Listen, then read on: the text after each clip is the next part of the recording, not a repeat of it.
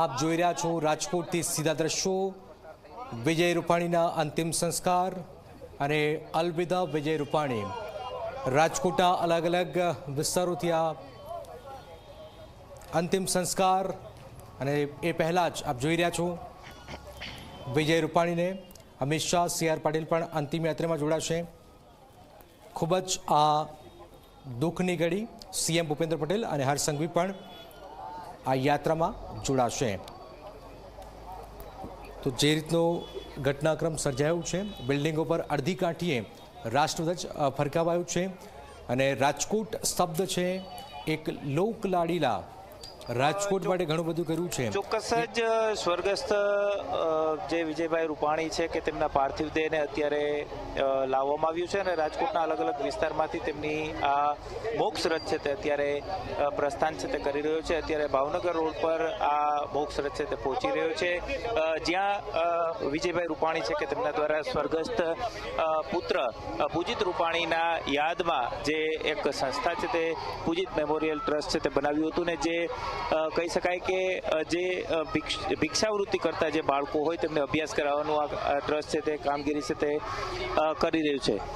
જે રીતના અત્યારે મોટી સંખ્યામાં લોકો છે તે આ અંતિમ દર્શન માટે થઈને ઉમટી પડ્યા છે અને આ મોક્ષ રથ જ્યારે પસાર થઈ રહ્યો છે તેની આગળ પૂર્વ ગૃહમંત્રી જે પ્રદીપસિંહ છે કે તેઓ પણ અત્યારે ચાલીને આગળ ચાલી રહ્યા છે, સાથે જ નીતિન ભારદ્વાજ છે તે ચાલી રહ્યા છે। વિજય રૂપાણીના પુત્ર ઋષભ રૂપાણી છે કે તેઓ પણ મોક્ષ રથની આગળ છે તે પગપાળા ચાલી અને તેઓ અત્યારે આગળ વ્યવસ્થા છે તે સંભાળી રહ્યા છે। રથની અંદરની વાત કરવામાં આવે તો રથની અંદર પાર્થિવ દેહની સાથે સાથે જે પરિવારના લોકો છે, સાથે જ પૂર્વ શિક્ષણ મંત્રી ભૂપેન્દ્રસિંહ ચુડાસમા છે કે તેઓ પણ ઉપસ્થિત છે તે જોવા મળી રહ્યા છે। રાજ્યસભાના સાંસદ રામ મોકરિયા છે તેઓ પણ રથની અંદર ઉપસ્થિત છે તે જોવા મળી રહ્યા છે। મોટી સંખ્યામાં લોકો છે તે અત્યારે જે રાજકોટના જે માર્ગો છે તેના પર અત્યારે ઊભા રહી અને અંતિમ વિદાય છે તે પૂર્વ મુખ્યમંત્રી વિજય રૂપાણીને આપી રહ્યા છે।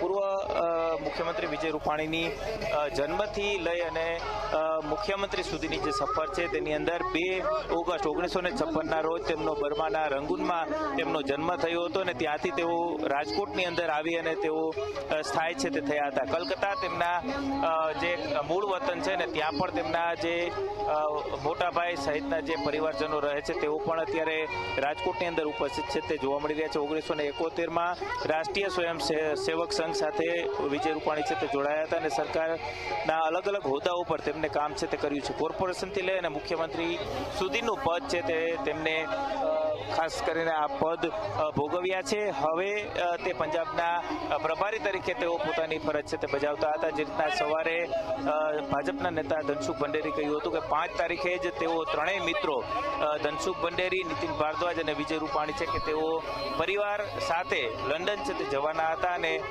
ત્યાં પરિવારમાં જે વિજય રૂપાણીના દીકરી છે કે તેમની જે તબિયત નાદુરસ્ત હોવાને કારણે તેમના ઘરે તેઓ જઈ રહ્યા હતા, પરંતુ એ પહેલા જ તેમને કામ આવી જતા તેઓ 5 તારીખ અને 10 તારીખ 2 જે ટિકિટ હતી તે રદ કરી અને તેઓ 12 તારીખે જવાનું નક્કી કર્યું હતું અને 12 તારીખે જ્યારે આ દુર્ઘટના બની ત્યારે પરિવારજનો છે તે પણ શોક છે તે થઈ ચૂક્યા હતા।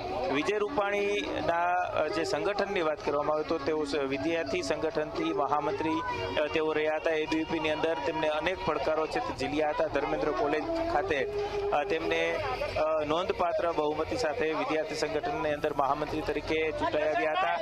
સાથે જ કહી શકાય કે આર્થિક રીતે પણ પછાત વર્ગના જે વિદ્યાર્થીઓના સંઘર્ષનો અવાજ તે બન્યા હતા। ભાવનગર ભુજમાં જે જેલવાસ છે તેમને કાઢ્યો હતો, કારણ કે જે લોક આંદોલનો જે કટોકટી દરમિયાન કરવામાં આવ્યા હતા 1976માં ખૂબ જ નાની વયે તેઓ ભુજ અને ભાવનગરની જેલની અંદર 1 વર્ષ માટે મીસા હેઠળ તેઓ જેલવાસ છે તે ભોગવી ચૂક્યા હતા। એટલું જ સાથે સાથે 1987ની અંદર તેઓ કોર્પોરેટર તરીકે પ્રથમ વખત ચૂંટાયા હતા અને ત્યાર પછી તેઓ મેયર, સ્ટેન્ડિંગ કમિટીના ચેરમેન, રાજકોટ શહેર ભાજપના મહામંત્રી અને મ્યુનિસિપલ કોર્પોરેશનની અંદર અલગ અલગ હોદ્દાઓ છે તેમને સ્ટેન્ડિંગ કમિટી સુધી રાખ્યા હતા। સાથે જ જે 3 ટર્મ તેઓ મહામંત્રી, રાજ્યસભાના સાંસદ, પ્રદેશ પ્રમુખ અને છેલ્લે તેઓ મુખ્યમંત્રી છે તે રહ્યા હતા અને હવે જે તેઓ પંજાબના પ્રભારી તરીકે પોતાની ફરજ છે તે બજાવી રહ્યા હતા। પાર્ટી માટે તેમને અનેક કાર્યો છે તે તે કર્યા છે. સાથે સાથે રાજકોટ અને સૌરાષ્ટ્ર માટે પણ લોકોને મદદરૂપ થાય તે માટેના અનેક તેમને કાર્ય કર્યા છે. અનેક જે મોટા પ્રોજેક્ટો છે, જેમ કે એમ્સ હોસ્પિટલ હોય, હીરાસર ઇન્ટરનેશનલ એરપોર્ટ હોય, રાજકોટની બ્યુટિફિકેશન વધારવા માટે થઈને સ્માર્ટ સિટીનો પ્રોજેક્ટ હોય કે પછી Atal Sarovar new racecourse ring road હોય, આ તમામ પ્રોજેક્ટ છે તે વિજય રૂપાણીના કાર્યકાળ દરમિયાન જ રાજકોટને મળ્યા છે અને ત્યાર પછી તેમના ડેવલપમેન્ટ સતત કામગીરીના થતા આવતા હતા. આ જે રીતના માહિતી છે તે મળી, જે ખાસ કરીને જે તેમના દ્વારા જે અલગ અલગ કાર્યો કરવામાં આવ્યા, તે પ્રોજેક્ટો પૂર્ણ કરવામાં આવ્યા. રાજકોટ અને સૌરાષ્ટ્ર માટે સૌની યોજના જે સૌથી મહત્વની યોજના હતી તે પણ તેમના કાર્યકાળ દરમિયાન તેમને પૂરી કરી હતી. સાથે જ પાણીનો પ્રશ્ન જ્યારે પણ રાજકોટનો હોય ત્યારે લોકો વિજયભાઈને સીધી રીતે ફોન કરી અને સીધા સંપર્કમાં આવી અને તેઓ વાત કરતા હતા કે રાજકોટમાં પાણીની આ સમસ્યાઓ સર્જાય છે અને ત્યારે નર્મદાના નીર છે તે ખુલ્લા મૂકવામાં આવતા હતા અને આજી અને ન્યારી આ બંને ડેમ છે તે વિજયભાઈ દ્વારા ભરી દેવામાં આવતા હતા. સતત પાણીદાર મુખ્યમંત્રી તરીકેની તેમની છાપ છે તે રહી. એટલું જ નહીં, સાથે સાથે આજે જ્યારે તેમની અંતિમ યાત્રાની જે તૈયારીઓ કરવામાં આવી રહી છે, અત્યારે તેમનો નશ્વર દેહ છે તેમને તેમના નિવાસ સ્થાન ખાતે લઈ જવામાં આવી રહ્યો છે. અત્યારે પૂજિત રૂપાણી ટ્રસ્ટ ખાતે પહોંચી રહ્યા છે અને ત્યાં તેમના જે બાળકો છે, તેમના જે ટ્રસ્ટના જે ટ્રસ્ટીઓ છે, સાથે જ ટ્રસ્ટનું જે પટાંગણ છે કે ત્યાં તેમના નશ્વર દેહને લઈ જવામાં આવશે અને ત્યાંથી ફરી એક વખત તેમના નિવાસસ્થાન તરફ આ જે મોક્ષ રથ છે તેમને પ્રસ્થાન છે તે કરાવવામાં આવશે. મોટી સંખ્યામાં લોકો છે તે રસ્તા પર ઊભા છે. લોકો જે આ તેમના નશ્વર દેહ છે તેમના દર્શન માટે થઈ, અંતિમ દર્શન માટે થઈ અને લોકો હાથમાં ફૂલ લઈ અને જે તેમને અંતિમ વિદાય છે તે આપતા જોવા મળી રહ્યા છે. એટલું જ સાથે સાથે તમામ લોકો છે જે અલગ અલગ મોબાઈલની અંદર આ તે વિડીયો અને અંતિમ ઘડી છે તે કંડારતા પણ અત્યારે જોવા મળી રહ્યા છે. લોકો જે રીતના અત્યારે તમામ જે રસ્તાઓ છે તેના પર ઉમટી પડ્યા હોય અને લોકોની અંદર પણ એક આંખોની અંદર એક દુઃખ છલકાતું હોય તે પ્રકારના દ્રશ્યો અત્યારે જોવા મળી રહ્યા છે. લોકોનું હૃદય છે તે અત્યારે ભરાઈ ચૂક્યું છે અને ખાસ કરીને જ્યારે વિજયભાઈ રૂપાણીને વિદાય આપવાનો સમય થયો છે ત્યારે ખૂબ જ મોટી સંખ્યાની અંદર લોકો છે તેમના જે પાર્થિવ દેહ છે, નશ્વર દેહ છે, તેમને અંતિમ વિદાય છે તે આપતા અત્યારે જોવા મળી રહ્યા છે. ફૂલ વર્ષા છે તે તેમના દ્વારા કરવામાં આવી રહી છે.